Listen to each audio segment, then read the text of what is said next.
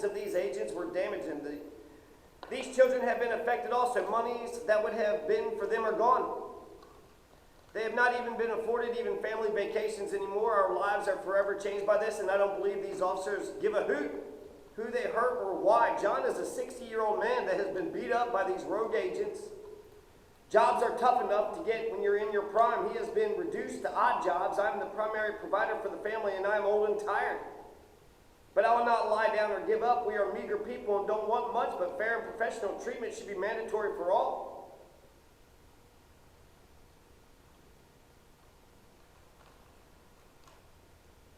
So they're saying that John had 72 undersized fish on board and 69 at the dock. So therefore, what happened to the 3 fish? The minimum harvesting size was 20 inches, and it was later changed to 18 inches.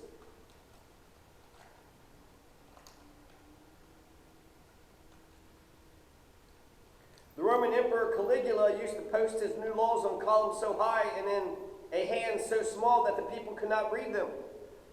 All right, we got a brand new law. I went ahead and posted it in a real tiny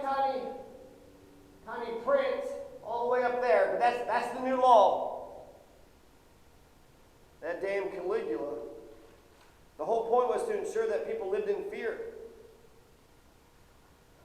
That is the most powerful of a tyrant's weapons. Our founders wanted no part of that for us. As much as they revered written laws, they also knew that when we turned to law to solve every problem and answer humanity's age-old debates about how we should live, raise our children, and pray, we invite a Leviathan into our lives.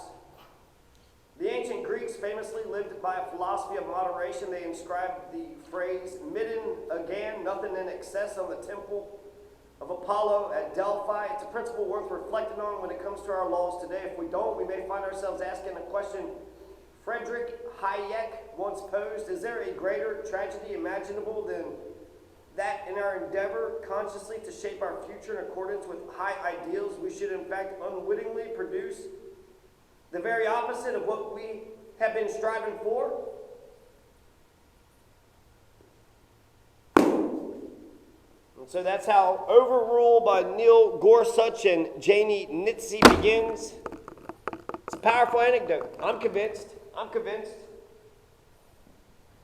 Let's say that he actually did do the deed, okay? He took 3 red groupers and threw them overboard because they were too fucking small. You know, try to press the charges for a month, 2, 3, maybe 6 months or something, then drop the shit. If they're replying to all this stuff and they're going to the fucking court and shit, 6 fucking months of harassment from the federal government. He even mentions that one guy, that research guy, that guy that's going to fucking kill himself. Like he like took some fucking research, stuff that's supposed to be public, and he took that information and made it public, and then the feds came down and clamped on Aaron Swartz. Aaron Swartz is looking at 10 fucking years or some shit, can't take the pressure. So he offs himself. James Comey right now is looking at 10 years. James Comey, the ex-FBI director, who is doing the job of the Russiagate thing, so they were trying to investigate collusion between Russia and Trump. And they're trying to say that he didn't say something and testified to Congress. There's a thing he said that wasn't true. Talk about petty. Now, he's a public official.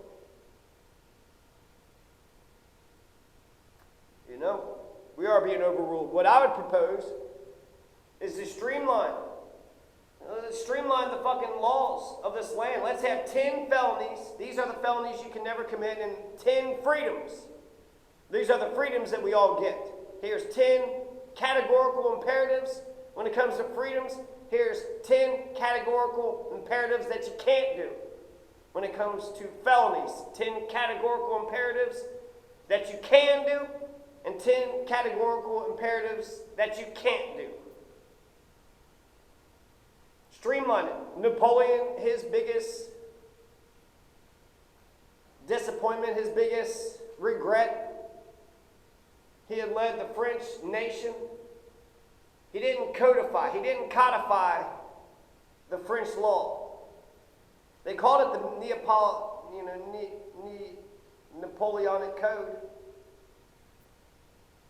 But he himself didn't just take the expanse of all the French law and then suppress it down into a nice edible size to where everybody could understand.